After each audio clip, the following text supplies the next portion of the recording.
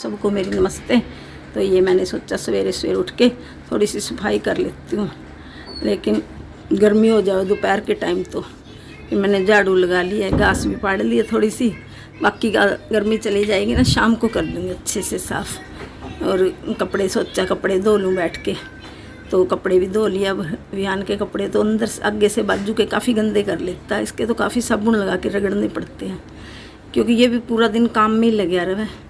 कभी कुकर में डाल के सब्जी बना रहा है, कभी बर्तन इकट्ठे करके रख के आएगा। सबके बर्तन कह दो ना इसको रख के उठा उठा के सबके रखाता है, और सिलेंडर पे इसका खाना पकता ही रहता है बैठे हुआ। पानी भी मेरे की तरह बरता उस बर्तन में सूस में डालता रहेगा। अकेला बच्चा घर के अंदर समय काटता है, फिर वैसे भी कुछ काम तो ढूंढेगा बच्चा या खिलौनों से खेलेगा। तो फिर ये कपड़े मैं धो के अभी पानी में से बाद में निकालूंगी, और ये बालकोनी भी अच्छे से साफ़ करूँगी। टुकड़ियाँ वगैरह सर्फ के पानी से साफ़ होंगी। ये यहाँ स्टैंड रखा हुआ ना जूते चप्पल का, वो उठाया है, फिर साफ़ पानी से धोऊँगी इनको। और अंदर का भी झाड़ू पोछा वगैरह मैं ही लगाऊँगी, क्योंकि बेटी को भी बहुत काम हुआ है पर घर में दूसरे में जाना आना, चाय वगैरह भी दे के आवे मिस्त्री मजदूरों को। तो यहाँ से सफाई करके बाकी की सफाई मैं करूँगी अच्छे से। बाहर की शाम को करूँगी। पत्थर वगैरह बजरी वगैरह उठा के ये झाड़ू वगैरह साइड में रख देती हूँ, क्योंकि इनको तो मैं खोल के बस जाड़े तारने वाला ब्रश बना दूँगी, डंडे के बांध दूँगी। ये झाड़ू सारी टूट चुकी हैं, मुड़ चुकी हैं, इनको तो मैं बाहर ही निकालूँगी, नया मंगवाऊँगी। बेटी ने मंगवा भी दिया एक झाड़ू तो, और सिंखों वाला भी नया मंगवाऊँगी। तो ये मेरे पति आ गए हैं, पहुँच गए हैं। ये आटे की 2 थैली लेके आए हैं, एक इस घर में रख जाएंगे, एक दूसरे घर में रख जाएंगे, क्योंकि आटा तो घर में लगता ही चाहिए, और कोई चीज़ लगे ना रोटी के लिए आटा तो चाहिए ही चाहिए। फिर इसको मैं अभी खोल के भी देखूँगी, छानूँगी। अगर ठीक हुआ तो रख लूँगी, नहीं तो वापस भी कर दूँगी। अगर गर्मियों में तो आटे में कीड़े वगैरह पड़ जाते हैं, तो मैं यहीं की दुकान से कोई शिकायत आई तो मैं तो वापस भी कराती हूँ। ये रस वगैरह मैंने इसलिए मंगवाई, चाय देती हूँ ना मिस्त्रियों को। बिस्कुट वगैरह मेरे को अच्छा नहीं लगता खाली चाय देते हुए, कुछ ना कुछ खिलाते पिलाते रहो, सही है। तो अब चाय दूँगी ना तो साथ में रस या बिस्कुट रख दूँगी साथ में। तली चीज़ें ये भी नहीं खाते, नहीं तो मैं फुलवड़िया वगैरह तल के दे देती हूँ। और फिर वैसे भी तेल वगैरह नुकसान ही करे, ये लोग खाना भी ऐसा ही खाते हैं सादा सा। हमारे घर में तो ऐसी तली भुनी चीज़ें ज़्यादा बनती हैं। तो ये सारी टुकड़ी साफ़ करके वॉशिंग मशीन के आसपास को, फिर बारी कपड़ों के लिए तो 1-2 चादर हैं जो मशीन से ही धोऊँगी।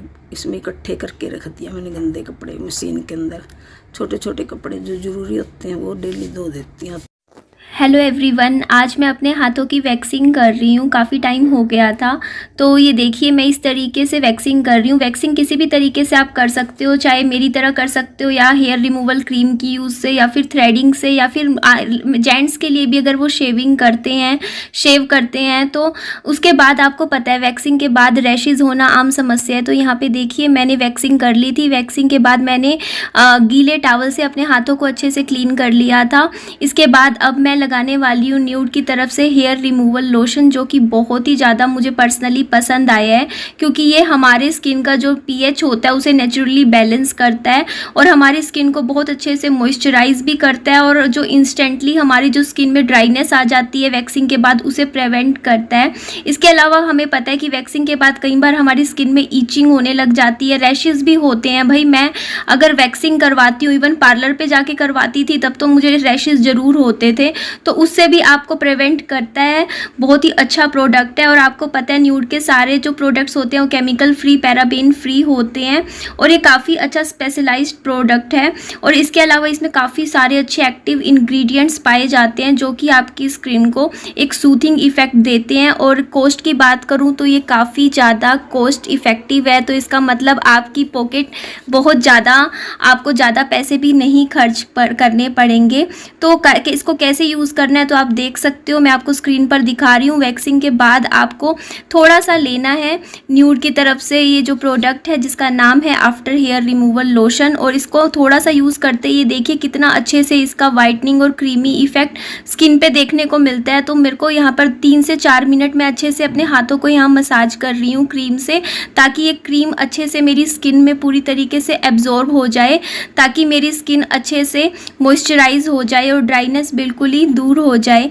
तो बहुत ही सिंपल है यूज़ करना। ये देखिए 1-2 मिनट अच्छे से मसाज करते ही ये स्किन में अच्छी तरीके से देखिए एब्जॉर्ब भी हो गई है और मेरी स्किन देख सकते हो कितनी अच्छी क्लीन नज़र आ रही है और मॉइस्चराइज भी बहुत अच्छे से हो गई है। तो काफ़ी अच्छा सूथिंग इफ़ेक्ट मुझे यहाँ पे मिला था यूज़ करके और मुझे काफ़ी अच्छा लगा। तो मैं तो आप सबको रिकमेंड करूँगी कि अगर आप चाहे जेंट्स हो, अगर वो आप शेव भी करते हो तो उसके बाद भी आप ये न्यूड की तरफ से after hair removal lotion use कर सकते हो। आपको बहुत ही ज़्यादा अच्छे रिजल्ट देखने को मिलते हैं और इन्फ्लेमेशन तो बिल्कुल भी नहीं होती है जो वैक्सिंग के बाद हमें कई बार देखने को मिलती हैं। तो जी न्यूड की तरफ से आफ्टर हेयर रिमूवल लोशन आपको ज़रूर यूज़ करना चाहिए क्योंकि इसकी फ्रेग्रेंस बहुत ही अच्छी है। तो लिंक मैंने आपको डिस्क्रिप्शन बॉक्स में दिया हुआ है, आपको अच्छा खासा डिस्काउंट मिलता है। तो जल्दी से जल्दी जाइए और इसे ज़रूर बाय कीजिए और अपने कलेक्शन में ऐड कीजिए। Thank you. मैंने क्या काम किया वो मैं भी बताती हूँ। यहाँ से मैंने रख दिया सारा थोड़ा सामान बाहर। अब मैं झाड़ू निकालूंगी, घर में से सारा बिस्तर वगैरह साफ़ करूँगी। थोड़े से बिगाड़ने खिलौने डाल रखे इधर उधर, चप्पल बाहर निकालूंगी सारी। पहले तो मिट्टी चप्पल ही लेके आती हैं कि हम झाड़ू पोछा तो कई बार ही करते हैं दिन में। सुबह उठ के भी मैं एक बार झाड़ू कर चुकी हूँ और मेरी बेटी भी करती रहे और मैं भी करती रहती हूँ। उसके बाद फिर सब ऐसे ही हो जाता है। बर्तन तो मैंने इकट्ठे कर दिए, थोड़ी देर में बाद में धोऊंगी। ये बिस्तर ठीक करती है, चादर भी ये फिसलनी है। भारी गद्दा होगा ना तो भारी गद्दे पे चादर भी थोड़ी मोटी बिछाएंगे, वो इकट्ठी नहीं हो रही है। चादरें तो ऐसे सिल्की सी हल्की सी हैं, ये तो हल्की गर्मी में ओढ़ने के काम आ जाएंगी। तो ये गद्दा वगैरह ये तो हल्का, इसको तो मैं अपने गद्दे को तय करके रख लेती हूँ क्योंकि रात को मैं किसी पे सो जाती हूँ नीचे ही। अब तो मेरे को वैसे भी नीचे सोने की आदत पड़ गई है, लेकिन अभी कुछ ही दिनों में तो हम नया डबल बेड ले लेंगे। नया घर तैयार होगा तो उसमें बिखरा हुआ सामान नहीं दिखेगा। मैं अपने सारी चूड़ियाँ वगैरह, सारे बैंगल्स वगैरह, गले के कानों के अपनी बेटी से लेके अलग रख लूँगी, फिर समय पे मिल जाएंगे। चार जोड़े ही हों।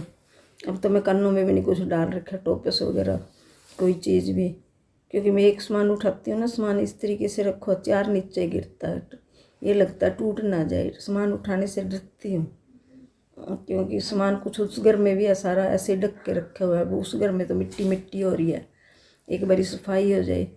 अब टुकड़ियाँ लगने लग रही हैं, ये तो कहने कि अपना काम है, अपने हाथ का भी मैं खुद कर लूँगी। वो तो मिस्त्री पे निर्भर करता है, वो कितने दिन लगाएगा कितने नहीं, कितना काम कितने दिनों में करता है। मजदूर भी एक ही है। बाकी मेरा वजन भी पहले से घटने की बजाय ना बढ़ गया, मुझे भी बड़ा बुरा लगता है। लेकिन अब थोड़ा मौसम सही होएगा ना, फिर सैर करने जाया करूँगी, मॉर्निंग वॉक, प्रातःकाल की सैर करके ताज़ी वायु मिलेगी, थोड़ा सा बीमारियों से भी पीछा छूटेगा। चलो आज तो ये कल चादर बिछाई थी, बाकी कपड़े तो मैंने वॉशिंग मशीन में रख दिए। भाई हिम्मत नहीं थी मेरी अभी धोने की, आधे धो या डेली यूज़ के जो होते हैं, और मशीन ही लगाऊंगी। कल 4 बाल्टी पानी डाल के सरफ में से घुमा दूँगी। मेरे कपड़े गंदे तो होते नहीं, एक एक दिन के बिछाए हुए चादरें। थोड़ा बिहान थोड़ा इस पर खाना खुना खाया, इसने फैला दिया तो कुछ इसका नाना आजकल आवे तो सीधा बिस्तर में बैठ जाए, वो भी चप्पल जुत्ती नहीं उसकी साफ होती, मिट्टी तो पैरों से वो भी डाल जाए। तो मैं इसीलिए 2 दिन तो निकाल ही दूँगी। गद्दा भी देखते हैं बजट के हिसाब से नया लेंगे। अभी तो घर पे कंजूसी कर करके पैसा लगा रहे हैं। देखो मजदूर का, मिस्त्री का पैसा निकालना, वो सोचते हैं हमने पैसा घर ले लिया, लेकिन ऐसा नहीं है। हम बहुत कंजूसी करेंगे, किस्तें भी उतारनी है, पैसा इकट्ठा करना कोई आसान काम नहीं होता। पर ये मेरे को खुशी है, मेरे जित्ते जी बेटी अपने घर में बैठ गई है, मेरे को कोई वो नहीं है, चिंता ख़त्म होगी। बच्चा भी अपने घर में आज़ादी से खेलता है। किराए का मकान होता है तो उसमें रोज़ रोज़ सामान पैक करो, खाली करो। मकान मालिक को कई बार किराएदार पसंद भी नहीं आते कि अच्छे से नहीं रहते या सफाई नहीं रखते, कोई ना कोई नुक्स करते। अपने घर में कैसे बैठे रहो। अब मैंने सारा सामान उठा दिया, उसके बाद मैं डस्टिंग कर रही हूँ। दरवाजे पे मिट्टी भी आ जाती है, झाड़ू पोछा वगैरह। एक ही गद्दा हो ना, थोड़ी सी चादर और अच्छे से बिछ जाएगी। और ये जो तकिया इनकी भी सिलाइयाँ निकली हुई हैं, देखती हूँ पड़ोस में किसी के यहाँ मशीन मिल जाए तो ये तो बैठ के मैं खुद ही टंग के लगा लूँगी। शहर से बहुत दूर हूँ, अपनी मशीन भी है घर पर, वो भी नहीं खोल के देखी उसमें क्या नुक्स है। तेल वगैरह दे के साफ़ करके वो ध्यान से डरती हूँ, क्योंकि जहाँ मैं बैठती हूँ वहीं आके बैठ जाता है। ये ना उंगली वगैरह सुई में डाल ले, थोड़ा सा और ये बड़ा हो जाए। दूसरा घर होएगा तो जब ये सो रहा होगा, छोटे काम मैं खुद ही कर लिया करूँगी। अब मैंने रैंक भी साइड में रख दिया जूते चप्पल का। उधर चप्पल जूते गिल्ले भी नहीं होते। फिर मैं कूलर में पानी डालती हूँ, पानी भी आराम से डल जाता है बाल्टियों से। पाइप तो मिस्त्री के पास है, पाइप भी लेके आए थे, भी पाइप ठाली कूलर में डाल दी। अपने शरीर को कितना ही आराम दोगे, इस शरीर को दो आराम के योग्य बन जाएगा, और काम करोगे तो काम करता रहेगा। अगर हम ये सोचते हैं सोए रहे, खाए पिए सोए, तो शरीर तो आराम मांगेगा ही। कई बार तो मैं भी बहुत सोती हूँ, नींद आ जाती है, रात को भी नींद खुद ही बयान को संभालती है। मैं तो सो जाती हूँ, कह देती हूँ बेटे अब मेरे बस का नहीं है, अब मैं नींद आ रही है, सोऊंगी, और खुद रख ले। दरवाज़ा बंद करिए, लाइट वाली लाइट है, इसको अच्छी लगती है गेंद भी। तो हमने भी दाल चावल बनाए थे, वो खाना खा लिया। आज तो मैं दूसरे घर में भी नहीं गई। अब झाड़ू रेत निकाल दूँगी, फिर कीड़ियाँ वगैरह आती हैं, रेत बेड के नीचे हो ही जाता, कहाँ से होता है। बेड भी इतना भारी है, खिसकता नहीं हमारे से।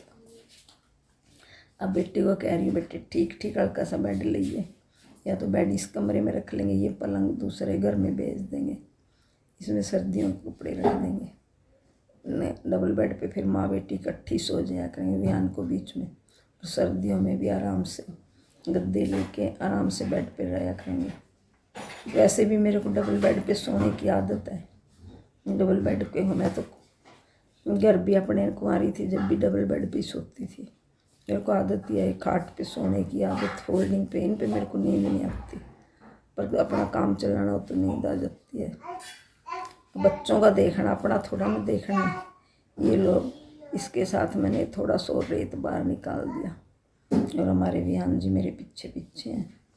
बाहर से भी कूलर के पास थोड़ी सी सफाई झाड़ू लगाई अच्छे से करिए, बाकी उससे मेज़ थोड़ा इधर सरका के कूलर शाम को बैठ के करूँगी। बाहर की भी सफाई अच्छे से करूँगी, पत्थर वगैरह सारे दूसरे घर में तसला भर भर के डाल के आऊँगी, क्योंकि वहाँ तो मिस्त्री के काम आएगी। बजरी वगैरह जो सड़क पे है सारी, ये भी झाड़ू लगाऊँगी।